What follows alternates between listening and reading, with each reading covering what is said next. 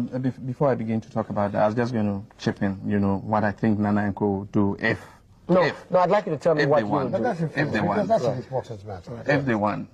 if I know shortly after that happens, they'll come out and say, gentlemen, unfortunately, we didn't know the true state of the economy is worse than we think. That's what you're telling us, John. No. You say we don't know. No, that's what they're going to say. We don't know the true and so facts. all the promises we made you, unfortunately, we can't deliver immediately. Just keep your belts tight, and in the medium to long term, we shall deliver on those promises. That's what they're going to do. But tell me what you would do.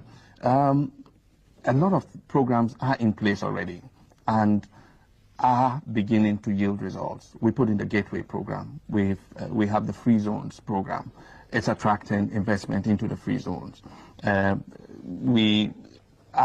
Recently we cut the sod to set up a new cocoa processing plant that will process 60,000 tons of cocoa and increase the amount of cocoa that we're processing from about 20% to close to 35%. These are all programs that are in place. We intend to tackle agriculture in a new way that is speeding up irrigation projects all over the country. Right now we have irrigation dams that we're setting up in most of the agricultural areas of this country. We have a program to set up 30 more irrigation dams. That is to continue to move the percentage of our agriculture that is under controlled conditions like irrigation to a larger percentage rather than the present rain-fed conditions. There are programs in all sectors of the economy that are beginning to yield fruits. We think that one of the problems has been unemployment because there's a steady drift of people from the rural areas into the urban centers, and people are looking more for jobs in the formal economy than previously when they were employed in the informal economy. We intend to increase the rate of economic growth. We've averaged 5% over the last several years, and the intention is to accelerate that growth to 8%, with the intention that as the economy expands, it will create jobs.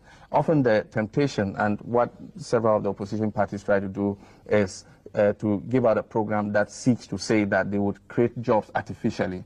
I think that it's more natural to grow the economy, and as the economy grows, it would create jobs and get people working. We have a lot of programs. It's something that we're carrying out and are going to accelerate in the next 4-year mandate. It's interesting. As I listened to him, there was a bit of what he said. I thought, you don't disagree with that, do you? What are the things that you think are weaknesses in that approach?